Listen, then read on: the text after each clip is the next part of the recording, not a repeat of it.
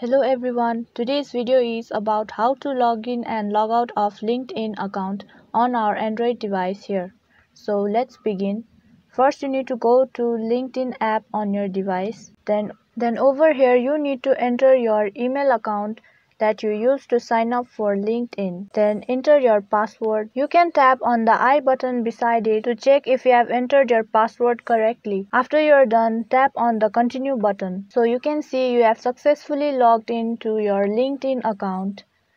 Now, next I am going to show you how to log out or sign out of your account. For this, you need to go to your profile button at the top left corner. Then tap on the settings. Now scroll down to the end and then you can see the sign out option here. Tap on to the sign out. So it's done guys, you are now logged out from your LinkedIn account. In this way you can sign in and sign out of your LinkedIn account. I hope this video was helpful to you. So do like and share our video and don't forget to subscribe to our channel for more upcoming tutorials.